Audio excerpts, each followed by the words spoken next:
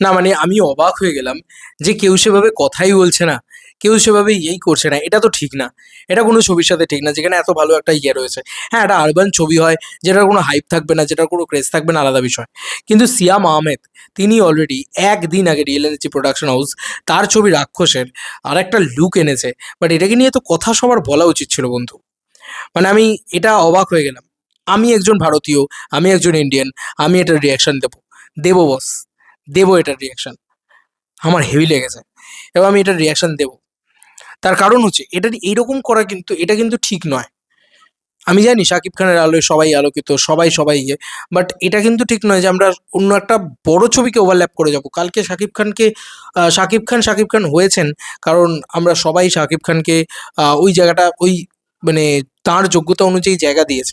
সিয়াম আহমেদ কিন্তু খুব ট্যালেন্টেড একজন অ্যাক্টর, খুব ভালো অভিনেতা, খুব ভালো কাজ করেন। তো তাকেও কিন্তু জায়গা দিতে হবে কারণ মেগাস্টার শাকিব খানের পরবর্তী সুপারস্টারও তো তোমাদের চাই, তাই না?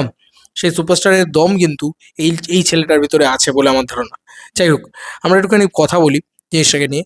দেখো, একটা বেল বাটন প্যান্ট আমরা দেখতে পাচ্ছি অলমোস্ট। এটাকে বেল বাটন প্যান্টও ঠিক বলে না, ব্যাগি ব্যাগি প্যান্টস বলে। এবং বিরাট বড় একটা জ্যাকেটস দেখতে পাচ্ছি। ঠিক আছে, পুরো হোয়াইট স্যুট, হোয়াইট কস্টিউম পরে তিনি আছেন। এটাও কি একটা গ্যাংস্টার ড্রামা? এই ছবিটা দেখে অন্তত তাই মনে হয় যে একটা গ্যাংস্টার সে হাতে সিগার নিয়ে হেঁটে আসছে এবং অলরেডি পুরো ছবিটার ভিতরে নয়েজে ভর্তি। এবার নয়েজ মানে আলাদা করে নয়েজ অ্যাটাচ করা ছবিটার ভিতরে। এবার এটার কি কারণ থাকতে পারে বন্ধুরা? এই ছবিটাও কি 90s এর ব্যাকড্রপেই হতে চলেছে? এই ছবিটাও কি 70s 80s এর ব্যাকড্রপেই হতে চলেছে? As like Prince, I don't know, জানি না আমরা। ঠিক আছে, কিন্তু এখানে আমরা দেখতে পাচ্ছি যে প্রিন্স তোমার রাক্ষসে সিয়াম হাতে যে ঘড়িটা পরে রয়েছে সেটা বেশ পুরনো লাগছে অন্তত আমার। কোনো বেল্ট পরেননি উনি। দারুণ লাগছে তার ফেসিয়াল এক্সপ্রেশন, চুল ফুল বড় চুল, একদম ফুল গ্যাংস্টার ভাইবস লাগছে। ঠিক আছে, সিএমকে আমার খুব খুব ভালো লেগেছে। এবং রিয়েল এনার্জি কিন্তু একটা জিনিস আমার খুব ভালো লাগে, ওরা কিন্তু পোস্টারের পর পোস্টার আনতে থাকে। কালকে হয়তো একটা এনেছে, আজকে দেখবে আজকে আর একটা নিয়ে চলে আসবে হয়তো, বা কালকে আবার সকালবেলা হয়তো আরেকটা নিয়ে চলে আসবে, বা বিকেলবেলা একটা নিয়ে চলে আসবে। কিছু না কিছু করতে থাকবে ওরা।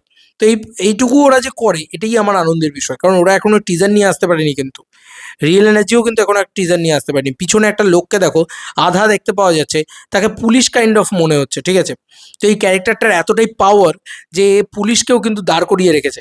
ঠিক আছে, এবং কোনো কিছু একটা ভাবতে ভাবতে ইয়ে করছে। আর এক্সট্রা নয়েজ ঢুকিয়ে দেওয়া মানে হচ্ছে যে ফটোটা নষ্ট হয়ে গেছে। এখনকার কোনো মানুষ হয়তো এই লোকটাকে দেখছে, ঠিক আছে, এই লোকটাকে ইয়ে করছে। বাট আমার অ্যানাউন্সমেন্টটা রাক্ষসের এপিক লেগেছিল। সত্যি বলছি, খায়া দিমু, পুরো ওই খায়া দিমু এক্সপ্রেশন ছিল, চরম লেগেছিল, হেব্বি হেব্বি। ঠিক আছে, কোপা মানে একদম কোপানোর এক্সপ্রেশন ছিল, সলিড ছিল। আমি রাক্ষস নিয়েও চরম এক্সাইটেড। চরম মিন্স চরম এক্সাইটেড, দারুণ লাগছে সিয়ামকে। এবং সিয়ামকে না মানে প্যান্টটা না একটু বেশি উঁচুতে করে পরানো হয়েছে, যে কারণে ওকে একটু হাইট লম্বাও লাগছে, একটু নিচ অ্যাঙ্গেল থেকে লো অ্যাঙ্গেল থেকে ধরা আছে, সুন্দর লাগছে। একটা ফার্স্ট লুক এসা আশা আশা বলে আর কি একটা, এটা কাইন্ড অফ। রিয়েল এনার্জি ছেড়েছে কিন্তু কেউ কথা বললো না, কিরকম একটা লাগলো আমার, খুব খারাপ লেগেছে এটা সত্যি। তবে আমার আমার শুভকামনা রইল রিয়েল এনার্জি প্রোডাকশন হাউসকে। আমি চাই শাকিব খানের প্রিন্স ছবির সাথে ঠিক আগেরবারে যেরকম বরবাদ আর জঙ্গলি দাপিয়ে ব্যবসা করেছিল, ঠিক সেরকমভাবেই প্রিন্সের সাথে কিন্তু যাতে আহ, রাক্ষস ছবিটা উড়িয়ে ব্যবসা করতে পারে। এবার রিয়েল নিচে প্রোডাকশন হাউস খুব লাকি একটা প্রোডাকশন হাউস। আমার ধারণা ফাটিয়ে চলবে, ফাটিয়ে চলবে।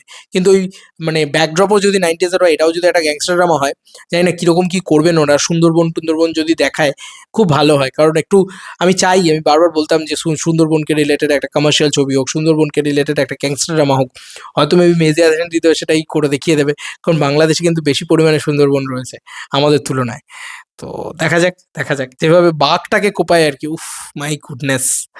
ক্যারেক্টারটার ভিতরে দম আছে এবং মানে মানাচ্ছিল, সিয়ামকে খুব মানাচ্ছিল, খুব খুব ভালো মানাচ্ছিল। খুব ভালো বানাবে আই হোপ মেহেদী হাসান হৃদয়। হয়তো বেবি বরবাদের থেকেও ভালো কিছু বানিয়ে দেবে। এটারও কিন্তু বাজেট কম নেই, এটা খুব স্বাভাবিক বিষয়। বড় ছবি আসছে, একটা বড় কমার্শিয়াল ছবি আসছে। আমি হুইসেল মার এক্সাইটেড। সিয়ামকে দারুণ লাগছে দেখতে। ওই বড় বিয়ার্ড, তার সাথে ওরকম বড় চুল, ফুল একটা মানে রেট্রো ভাইবস রয়েছে। রেট্রো ভাইবস তো রয়েছে, তার সঙ্গে সঙ্গে এটাকে বলতেই হচ্ছে যে একটা গ্যাংস্টার ভাইবসও রয়েছে। তার মানে এই ছবিটাও গ্যাংস্টার ড্রামা, এটা কোথাও গিয়ে ডিসাইড হয়ে গেল। তো শাকিব খানের সাথে বেশ চেজিংটা ভালো হবে, এটা স্বাভাবিক বিষয়। শাকিব খানের সাথে যুদ্ধ করতে সিয়াম আহমেদ আসছে না।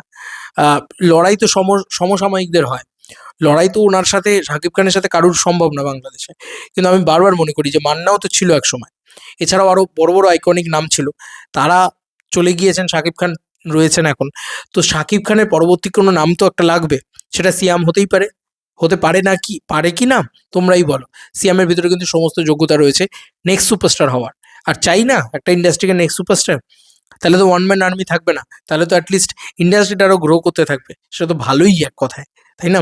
চলো বন্ধুরা, নতুন কোনো ভিডিওতে দেখা হবে, ভাই।